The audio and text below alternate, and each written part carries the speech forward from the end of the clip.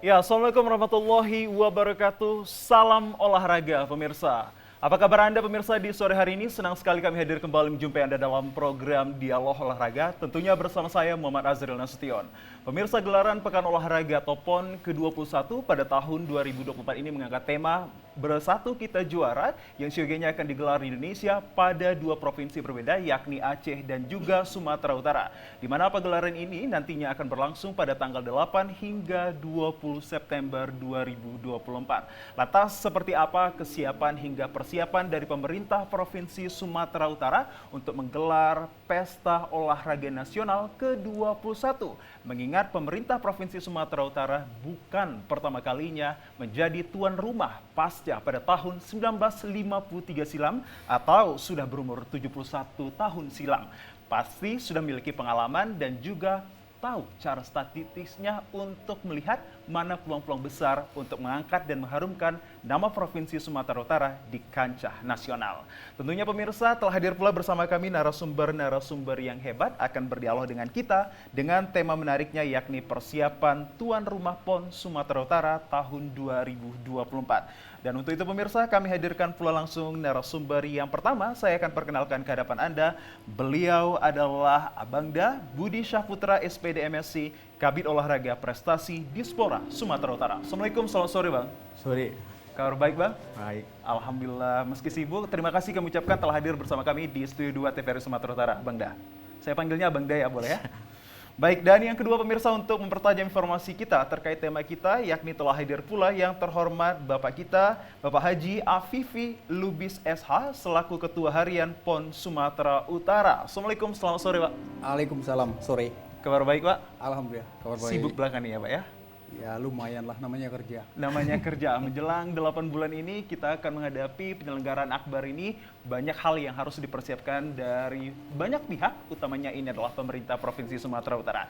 Dan pemirsa, untuk itu kami hadirkan pula telepon interaktif kami di 0811 6100 386. Sekali lagi di 0811 6100 386 dengan tema menariknya persiapan tuan rumah PON Sumatera Utara 2024. Dan pemirsa, langsung saya ajak untuk diskusi kepada kedua narasumber saya yang saya mulai kepada Pak Afifi Lubis ini, mengingat Provinsi Sumatera Utara untuk kedua kalinya terpilih setelah pada PON ketiga di tahun 1953. Mungkin bisa diceritakan ke pemirsa yang di rumah apa yang menjadi kilas balik kita dan mengapa pula terpilih kembali Pak Afifi. Silahkan.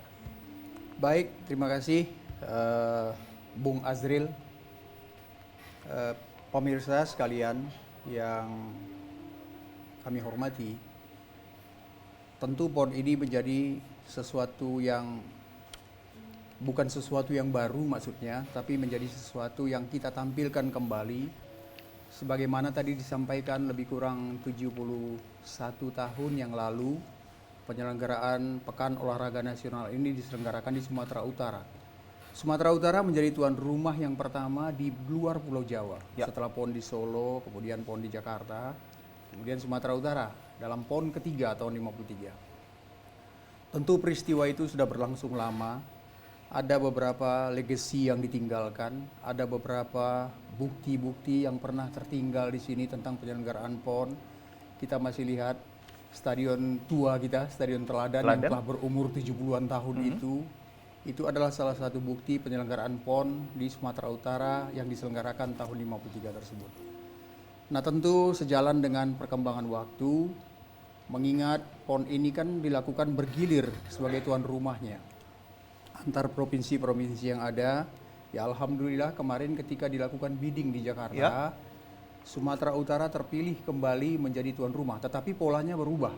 Nah, selama ini sampai dengan PON yang terakhir di Papua, itu tuan rumahnya hanya satu provinsi penyelenggara. Seperti sebelumnya dilakukan di Jawa Barat juga hanya satu provinsi penyelenggara.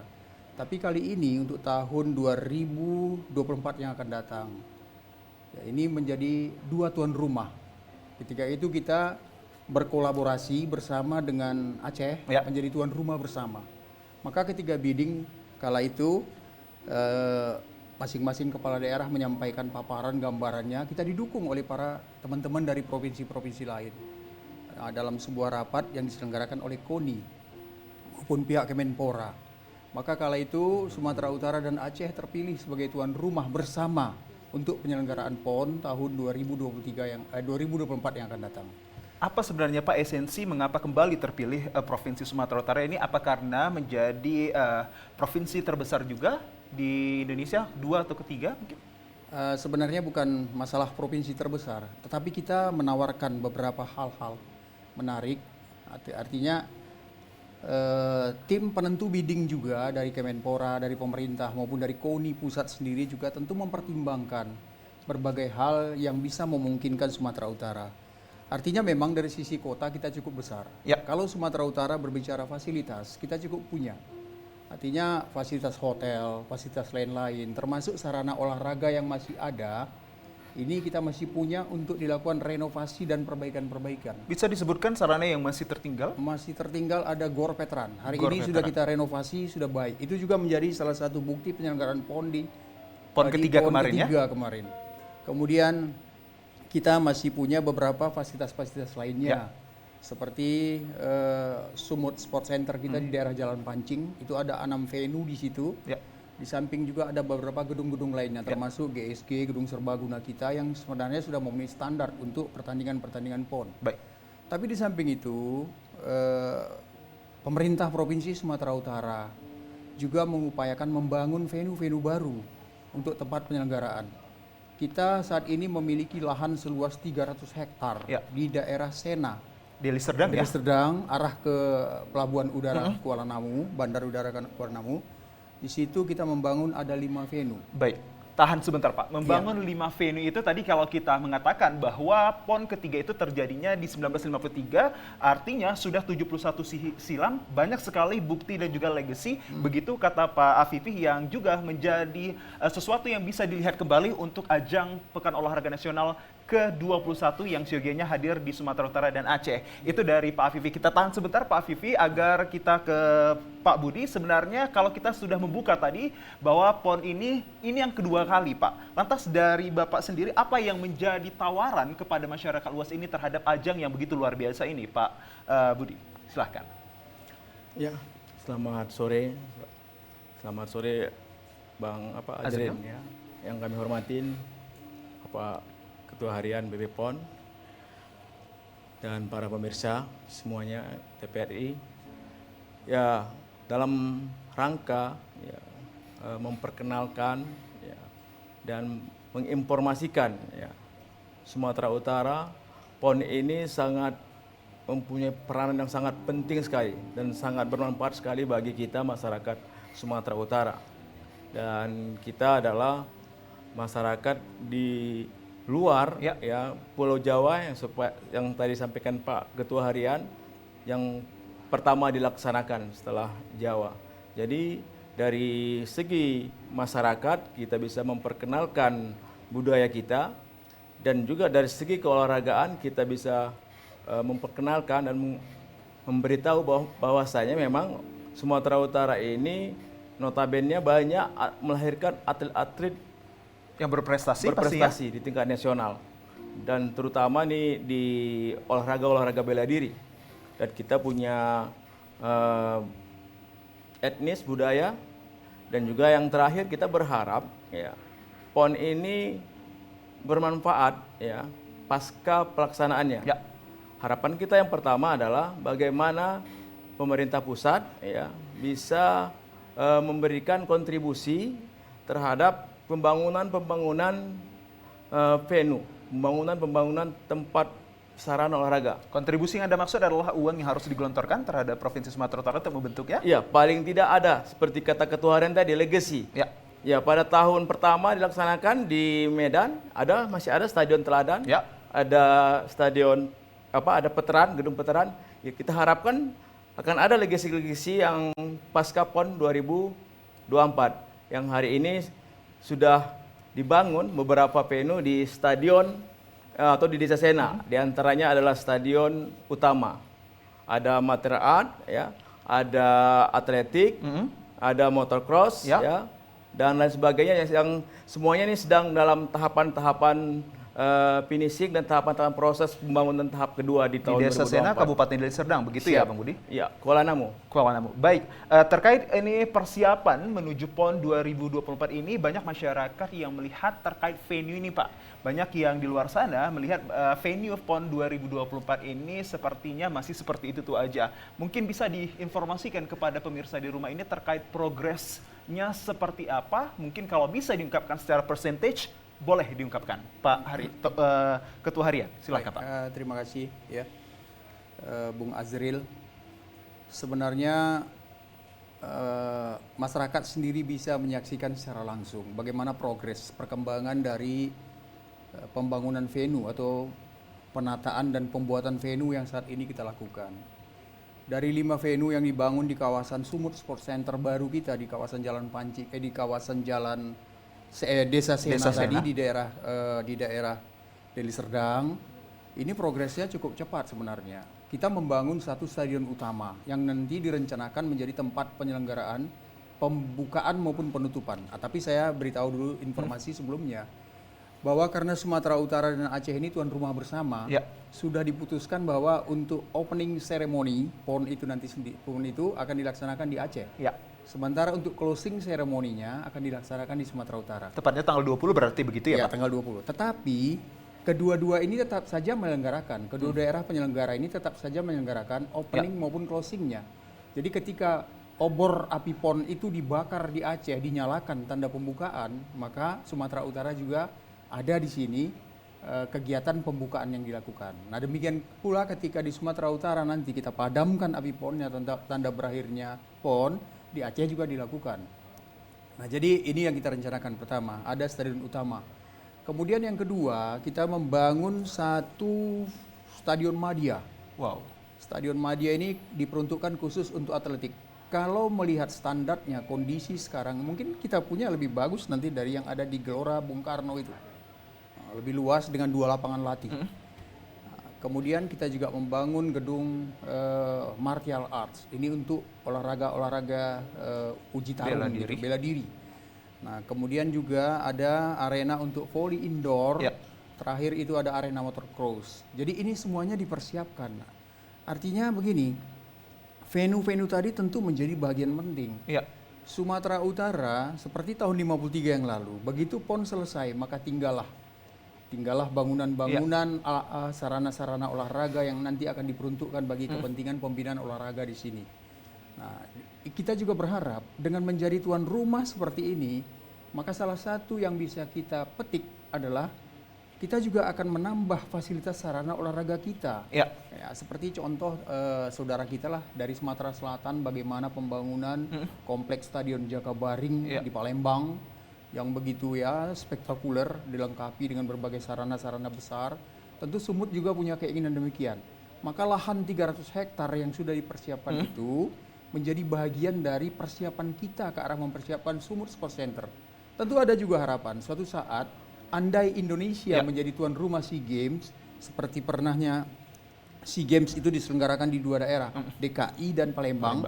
Tentu kita juga suatu saat dengan fasilitas yang lengkap, Indonesia menjadi tuan rumah SEA Games misalnya yang Olimpiknya internasional, bertanding di Jakarta, mungkin saja di Medan dengan fasilitas yang kita miliki. Tentunya akan membawa harum nama provinsi tersendiri ya, Pak? Benar. Nah, jadi ini yang menjadi salah satu tujuan kita juga. Jadi pembangunan fasilitas tadi saat ini memang progresnya sudah lumayan, sudah mengarah ke 70-an ya, 70-an 60%. Melihat progres capaian, kita berharap nanti menjelang PON ini sudah kelar.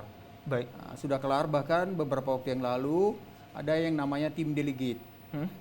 Tim delegate ini dari KONI Pusat sudah melakukan tinjauan terhadap kesiapan venue-venue tadi, arena pertandingan. Pada prinsipnya tidak ada problem. Ya insya Allah kawan-kawan yang bekerja, pihak ketiga yang melakukan pekerjaan pembangunan di sana, ini siang malam nih. Ya mudah-mudahan mereka bisa berburu, ya berlari bersama waktu dan bisa diselesaikan pada tepat waktu nanti. Ya insya Allah. Baik, Mudah-mudahan. artinya sampai sejauh ini kita sudah bisa melihat persentasenya itu sekitar 60 ke 70% ya Pak. Iya. Lantas kalau saya dan juga pemirsa yang di rumah ini kalau mau melihat secara indikator, Bapak mengatakan 60 sampai 70%, apa yang benarnya 67% ini bentuknya Pak? Iya. Apa yang bisa disampaikan? Contoh Stadion Madya. Stadion Madia itu pada posisi sekarang rumput tengah maupun rumput latih untuk kawasan pertandingan atletik itu sudah selesai semua, Ya. sudah selesai. Kemudian pembangunan tribun-tribun tontonan, persiapan ruang-ruang lainnya yang mendukung kegiatan pertandingan. Di samping juga lapangan luar yang juga ditanamin rumput dengan persiapan tartan. Nanti hanya tinggal proses pemasangan tartan untuk kepentingan lomba atletiknya. Jadi sebenarnya kalau lintasan dan lain-lain sebagainya itu secara fisik sudah terbangun. Nah, jadi diharapkan memang sesuai capaian-capaian progres tadi, ya mudah-mudahan ini ya insya Allah bisa kita kejar begitu. Nah tentu kita juga berharap, ya, artinya masyarakat juga memberikan dukungan, memberikan support terhadap pembangunan fasilitas-fasilitas kita ini. Baik, dan nantinya hal itu juga berpengaruh terhadap UMKM bisa saja ya Pak, dan juga pariwisata dan bahkan hotel-hotel yang tentunya banyak sekali pengunjung yang kita harapkan ini secara dunia internasional juga bisa melihat akan penyelenggaraan PON ini ya Pak, begitu ya Pak Afifi ya? Benar-benar. Baik, saya beralih coba untuk mendapatkan informasi lebih tajam kepada Abang Dabudi ini. Kalau dari Pak Ketua Harian PON Sumut ini mengatakan 60 hingga 70% secara persentage ini sudah ada. Lantas dari Bang Budi melihat perkiraannya presentasinya ini sama tidak atau seperti apa yang akan diungkapkan kepada masyarakat? Sesaat lagi Bang Budi kita akan hadirkan percakapannya. Tetaplah bersama kami di Dialog Olahraga.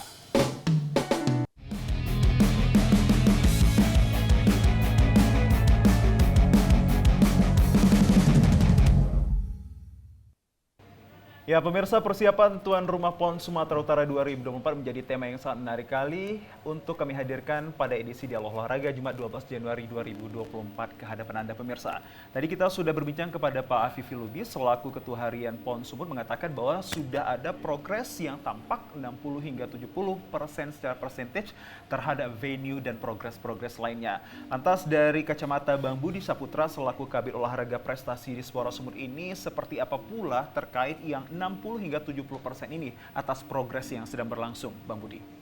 Ya, secara fakta ya hari ini dan di lapangan berkisar 60 sampai 70%. Sehingga dengan landasan itu ya kebetulan juga hari ini Dinas Kepemudaan dan Olahraga Provinsi Sumatera Utara Dispora juga salah satu bidang pertandingan dan venue di PB PON, di mana bertanggung jawab akan venue dan pertandingan. Jadi sebelum PON kita akan melaksanakan yang namanya uji coba atau test event. Prapon bukan? Bukan. Prapon sudah selesai. Sudah selesai. Ini semacam dia kan kita sudah ada bangun baru, ada rehab. Jadi mau tes dulu lokasi venue yang direhab itu ataupun yang kita bangun baru. Jadi kita akan kelihatan sebelum digunakan pada saat PON, kita akan nampak mana kekurangan-kekurangannya, mana kelebihannya. Selain melihat kondisi bangunan, kondisi kesiapan venue, juga terhadap atlet kita itu, untuk bertanding. Jadi untuk membiasakan di lokasi tersebut saat pelaksanaan nanti. Itulah sebagai landasan kita.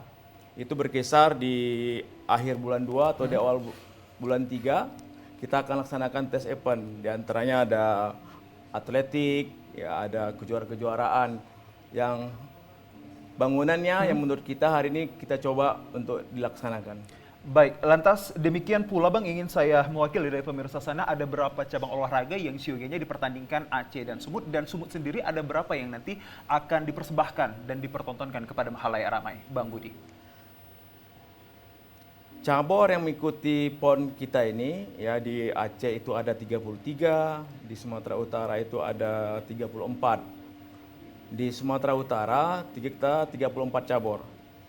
Dan dalam persiapan ini ya yang akan disiapkan oleh atlet-atlet kita itu akan bertanding kalau hari ini sekitar yang mengikuti Plada Pool itu ada berkisar 1.200-an.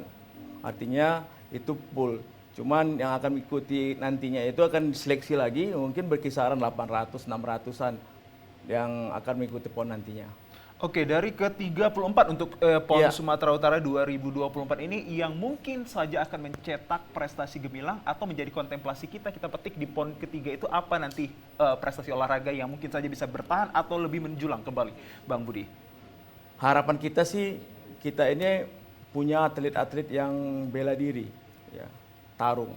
Jadi itu modal-modal kita Karena yang kita wataknya keras begitu ya. yang kita harapkan, karena kita ada atlet wushu yang kemarin juara, ada kickboxing gitu, ada tinju yang hampir rata-rata memang itu bela diri ya. Tapi tidak menutup kemungkinan kita akan ada olahraga-olahraga seperti perlombaan, apakah itu seperti marching band, cricket, yang betul-betul permainan kita juga sudah melihat. Karena memang hari ini kita minta komitmen ya, kepada saudara kita dari KONI Sumatera Utara untuk membuatkan semacam program atau target terkait pelaksanaan ataupun atlet ataupun cabur yang akan kita ikutkan nanti. Jadi kita punya komitmen ya hari ini karena kondisi ya artinya tidak seperti pon-pon biasanya ya, karena memang tahun 2024 ini berbeda dengan pon yang terlebih dahulu ya. Hari ini kita di waktu bersamaan ada pilpres, ada pemilu, ada olahraga. Jadi waktunya bersamaan ya. Jadi dengan kondisi seperti ini kan kita banyak menguras anggaran. Jadi dengan kondisi seperti ini ya sebagai landasan kita untuk meminta kepada atlet-atlet untuk bergiat. Karena kalau memang tidak memungkinkan kami tidak akan bawa. Nah, begitulah apa ya, cara kita mendoktrin para atlet. Jadi cabur-cabur ini dituntut untuk memberikan kontribusi dalam bentuk medali, yaitu medali emas. Baik, kalau dikatakan Bang Budi menuntut untuk cabur dan juga atletnya, lantas di balik itu semua persiapan para atlet ini untuk menuju PON ini apa sih sebenarnya yang telah dilakukan ini Bang dalam hal persiapan atlet kita ini? Untuk pembinaan atlet ini kan dilakukan oleh KONI Sumatera Utara bersama cabur-cabur yang tadi ada 34 ya, yang di Sumatera Utara, 33 yang ada di Aceh ya. Hari ini 2023 2022 kemarin itu adalah persiapan pelada jangka panjang, jangka pendek? Jangka pendek? Iya. 2024 ini akan full, artinya akan dilakukan dalam artian kita akan di-campkan ya, di-campkan dalam apakah di asrama haji ini sedang dalam pembicaraan lah di mana lokasi-lokasi yang memungkinkan akan kita fullkan atlet. Karena hari ini atlet-atlet itu berlatih ya seperti kita katakan tadi, ada yang di Medan, ada yang di luar negeri, ada yang di Jakarta, dan ada yang kita titipkan di tempat lokasi-lokasi yang memungkinkan sebagai mereka untuk melatih melatih jantungnya, melatih agar memudahkan saat bertanding nanti. Baik, saya coba untuk beralih ke Pak Afifi ini terkait kita persiapan tidak hanya venue yang sangat penting untuk kita ketahui, tapi juga para atlet ini yang akan bertanding nanti membawa harum nama Provinsi Sumatera Utara bisa bertanding dengan atlet-atlet yang mungkin saja sudah punya persiapan yang matang. Melihat seperti ini apa Pak yang mungkin strategi yang dilakukan atau persiapan lebihnya? Ya, saya kira begini, Sumatera Utara dan Aceh menjadi tuan rumah PON. Tentu kita punya target. Ada target yang kita emban. Artinya yang pertama adalah sukses sebagai penyelenggara. Sebagai tuan rumah kita harus sukses. Kemudian yang kedua adalah yang tidak kalah pentingnya, ini adalah sukses secara prestasi. Nah, prestasi ini tentu menjadi bahagian yang harus dicapai juga. Jadi kedua-duanya ini paralel. Paralel antara capaian terhadap keberhasilan penyelenggaraan, tapi di sisi lain juga kita harus mengupayakan bagaimana tuan rumah Sumatera Utara juga harus mampu berprestasi secara nasional kan begitu. Lahirnya rekor-rekor baru, terjadinya pemecahan rekor dan lain-lain sebagainya. Nah, tentu terkait atlet ini memang sepenuhnya menjadi domainnya KONI Sumatera Utara sebagai lembaga yang menjadi pembina atlet, mempersiapkan atlet. Persiapan untuk atlet ini sudah lama dilakukan dan ini sudah lebih kurang berapa tahun yang lalu ke belakang dulu, termasuk penjaringan, Tedens Code melakukan penjaringan atlet dan lain-lain sebagainya. Nah, atlet-atlet ini kemudian dipersiapkan. Tentu harapan kita ke depan, kita mampu melahirkan atlet-atlet Sumatera Utara yang berprestasi nasional, itu dulu. Yang nanti diharapkan akan mampu menjadi wakil Indonesia pada event yang lebih besar. Nah, ada event-event yang setiap tahun itu, bukan setiap tahun maksudnya secara berkala diselenggarakan seperti SEA Games, kemudian ada Asian Games, sampai yang tertinggi Olympic Games, Olimpiade. Nah, tentu ini bahagian daripada capaian yang harus diperoleh oleh atlet Sumatera Utara. Benar. Nah, kesiapan inilah ya Bung Azril, KONI bersama pemerintah Provinsi Sumatera Utara, juga PB PON. Ya. Ya, kita dari PB PON mempersiapkan segala sesuatu yang terkait dengan kesiapan atlet tadi, kesiapan penyelenggaraan, termasuk kesiapan atlet. Jadi ini dua sisi hal penting yang harus kita capai. Sukses sebagai penyelenggara, tapi kita juga harus berhasil dan sukses sebagai pencapaian prestasi nasional atlet-atlet olahraga kita dari Sumatera Utara ini. Kalau atletnya sendiri bisa dikatakan berapa persen Pak sudah untuk persiapan mereka secara fisik, mungkin secara mental juga? Kalau secara fisik maupun mental, barangkali ini saya presentasinya belum barangkali mengetahui secara detail ya, karena pembinaannya terkait KONI, kan begitu. Tapi melihat kesiapan dan keseriusan yang dilakukan KONI pada saat ini, saya kira sudah cukup tinggi juga, karena persiapan itu ada uji coba yang mereka lakukan, kemudian juga ada kesiapan yang mempeladdakan atletnya di luar daerah Sumatera Utara, karena kebetulan atlet Sumatera Utara itu ada juga atlet-atlet nasional pasti. yang ikut pelatnas di Jakarta. Nah, itu menjadi bagian dari atlet kita yang pada waktunya nanti akan kembali untuk bertanding atas nama Sumatera Utara. Sementara di daerah sendiri ini secara intens dilakukan pembinaan. Nah, belum semuanya memang memasuki training center terpusat, tetapi sudah dilakukan pelatda berjalan. Artinya ada pemusatan latihan daerah. Nah, ini terus dengan memantau perkembangan si atlet, ada hari demi hari, bulan demi bulan, sehingga oleh pelatih, coachnya barangkali akan ada progres-progres, capaian sehingga pada saat bertanding itu sudah ke angka yang diharapkan nanti untuk bisa meraih prestasi. Ada pengkategorian sendiri tidak Pak untuk kita wasit ataupun nanti atletnya kategori 1, kategori 2 untuk yang tampil? Ada. Saat ini memang ada. Jadi ada, kalau seperti tadi disampaikan oleh Budi bahwa ada 1.200, ya ada 1.200 atlet. Nah, inilah yang nanti kategori tadi, artinya ada yang berada pada peringkat-peringkat, diatur peringkat-peringkatnya, sehingga nanti Sumatera Utara akan mampu mempres ini, mengecilkan jumlahnya menjadi sekitar 800 atlet. Nah, ini yang nanti diharapkan menjadi wakil Sumatera Utara mengikuti arena PON 2023 tadi. Baik, saya coba untuk beralih mendapatkan informasi lagi kepada Bang Budi Saputra ini. Kalau kita katakan Kadispora ini sudah memberikan, katakanlah banyak sekali hal-hal yang sangat dibuah pikirkan terhadap perkembangan dan juga progresif ini. Tidak hanya di Kota Medan, bahwa banyak daerah yang terlibat akan penyelenggaraan PON ke-21 ini. Mungkin bisa diinformasikan kepada masyarakat daerah, kabupaten ataupun kota mana saja, dan secara progresnya venue yang ada di daerah itu seperti apa, Bang Budi? Ya, selain PON ini diikuti oleh 2 provinsi, hari ini juga Sumatera Utara, Aceh diikuti oleh beberapa kabupaten kota. Kita secara kegiatan ataupun secara pertanding itu ada 9 kabupaten kota yang akan mengikuti. Pertama di Kota Medan, yang kedua di Deli Serdang, ya ini Deli Serdang, Desa Sena, di daerah Pakam, ya. Baru di Serdang Bedagai, ya. Serdang Bedagai ini ada bola pantai, ya, direncanakan mungkin berkuda. Baru selanjutnya ada di Siantar.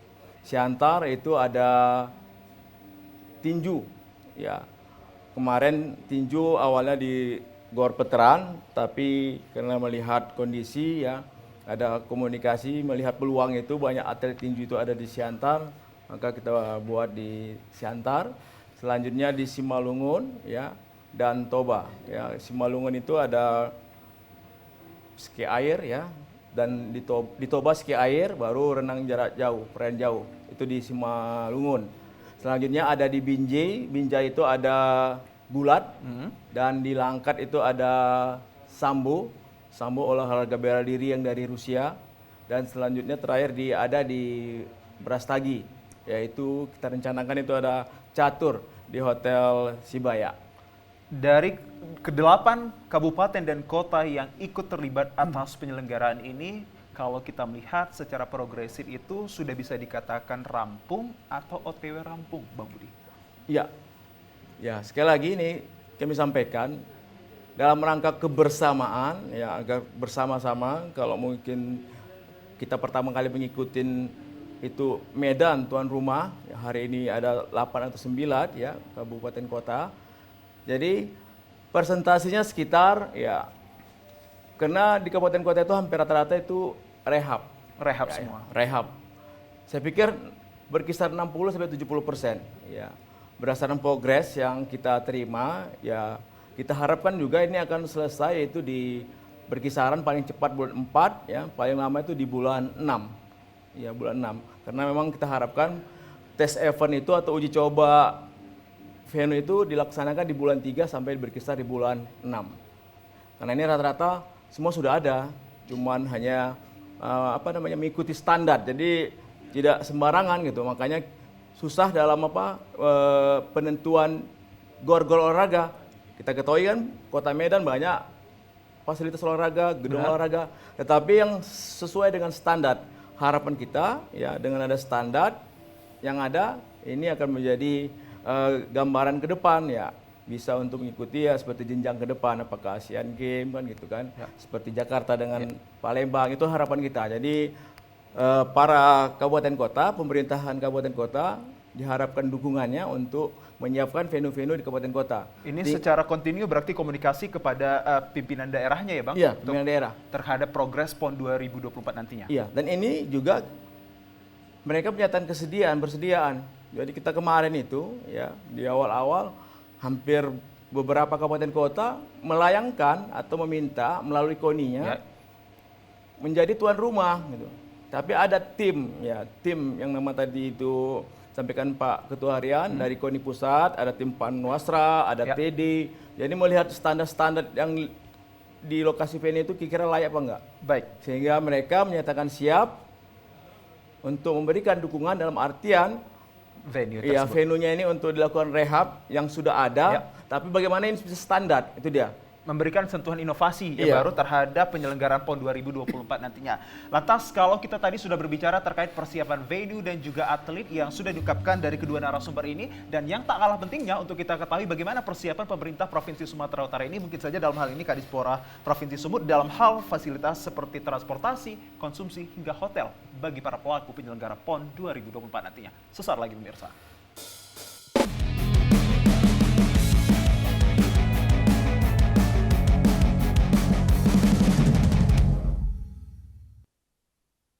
Ya pemirsa, persiapan dan kesiapan yang matang tidak hanya ditujukan kepada progresif venue dan juga para atletnya, namun juga terkait fasilitas-fasilitas yang mendukung lainnya untuk menyambut para pelaku penyelenggaraan PON 2024 nantinya yang akan berlangsung di Sumatera Utara seperti dalam hal hotel, transportasi hingga konsumsi.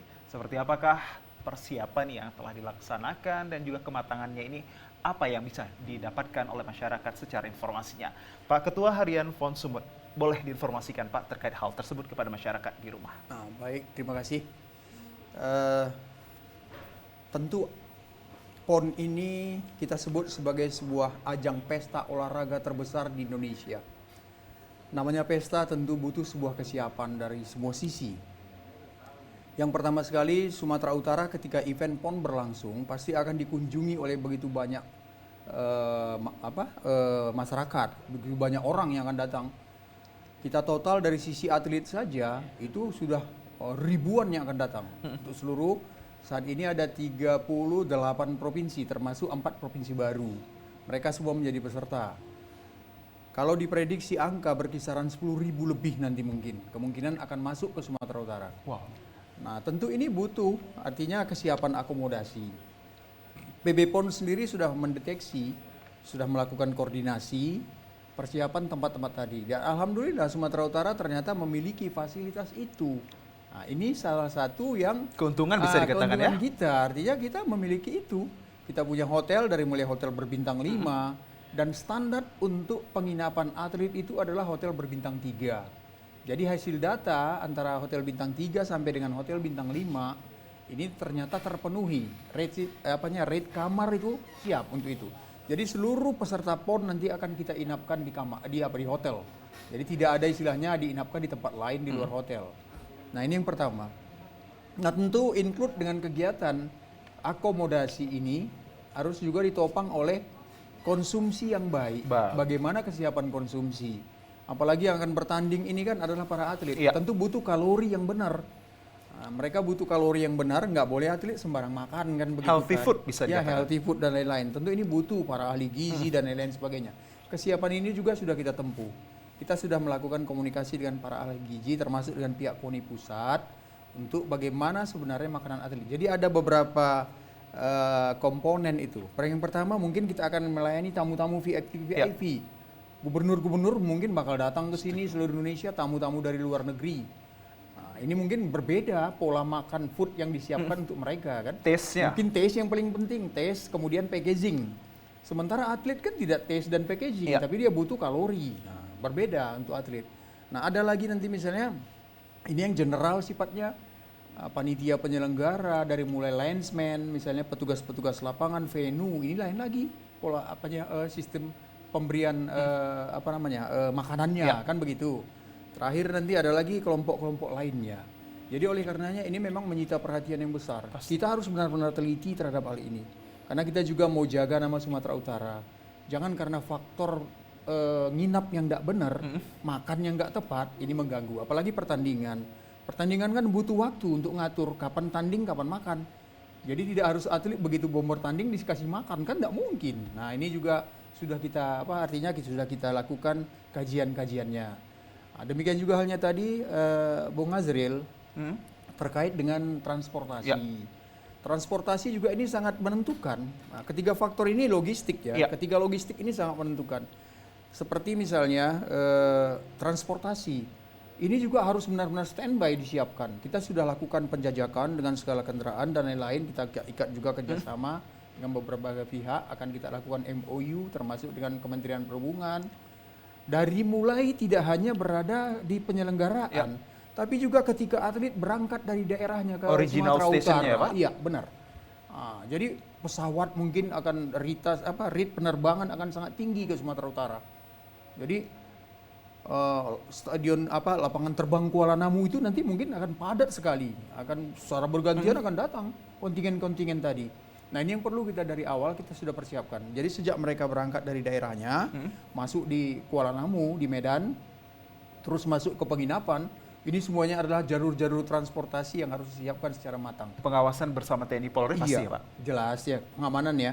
Tapi yang paling utama sebenarnya nanti juga jadwal antara lokasi atau venue pertandingan dengan tempat atlet menginap hotel. Ini Bisa tidak boleh dikatakan dah. di mana Pak nanti para atlet kita ini akan diinapkan? Kalau atlet kita inapkan nanti tersebar. Artinya sesuai hasil kesepakatan bersama KONI pusat, atlet itu tidak diinapkan secara kontingen atau provinsinya, tapi mereka diinapkan secara cabang olahraganya. Ini memudahkan. Misalnya di mana venue pertandingan. Contoh kita di sini, saya beri contoh mungkin Selayang ya, kolam renang Selayang yang berada di daerah kampus Universitas Sumatera Utara, dekat-dekat di situ, Jalan Dr. Mansur itu. Nah, kalau diberi contoh misalnya ada salah satu hotel bintang 3 di situ, Grandika. Nah, Grandika ini kan jaraknya tidak terlalu jauh ke Selayang. Jadi kemungkinan atlet renang akan ada di hotel Grandika, sehingga jarak tempuh ke lapangan, kalaupun misalnya terjadi trouble, artinya kendaraan lambat, mereka jalan kaki aja dekat. Bisa. Nggak ada masalah. Nah, ini salah satu yang harus benar-benar kita perhatikan.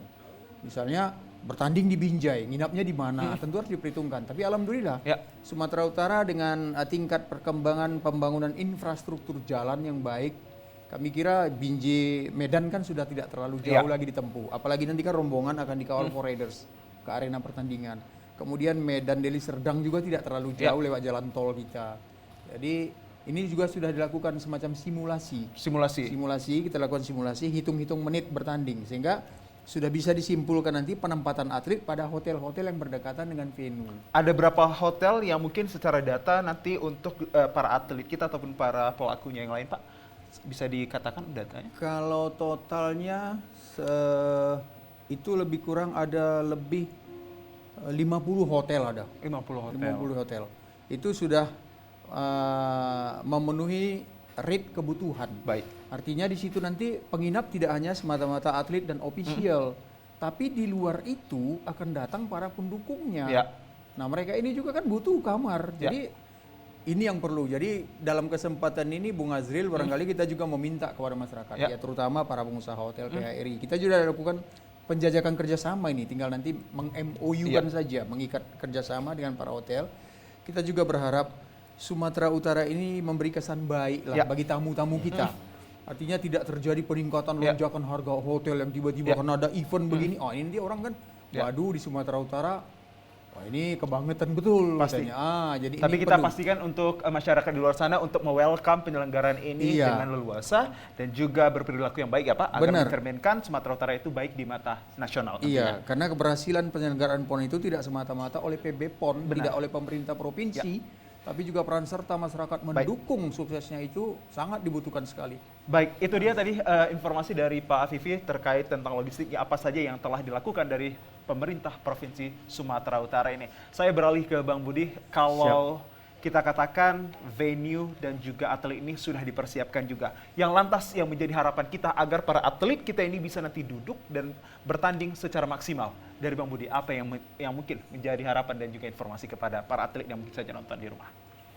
Ya, harapan kita hari ini kepada atlet ya, agar nantinya setelah dilakukan pemusatan latihan agar benar-benar mengikuti pelaksanaan ya, agar betul-betul mengikuti pelaksanaan ya, dan juga tidak lagi main-main ya, karena dan bukan lagi berorientasi ya ya siapa yang nggak perlu uang gitu kan, tapi jangan berorientasi materi ya. Tapi kita yakin ya, karena dalam Pladapul ini juga kita akan melakukan ya istilahnya ada atlet prioritas, super prioritas. Jadi semua itu akan digodok kembali, akan dilihat dan juga akan diberi sanksi bagi yang tidak mengikuti dengan baik, maka itu akan tidak akan diberangkatkan atau tidak menjadi dutanya Sumatera Utara.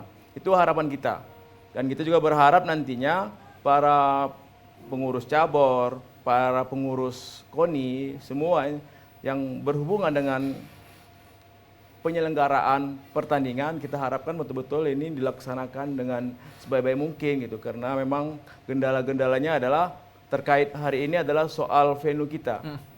Ini yang sedang kita diskusikan. Apakah apakah pemusatan latihan ini dilakukan secara sentral atau memang nanti disesuaikan dengan kondisi di mana mendekati. Misalnya ada atletnya yang di dekat Unimed, ada atlet di dekat Pancing. Ini di daerah kita di Spora atau Pemprov kan ada Wisma Atlet.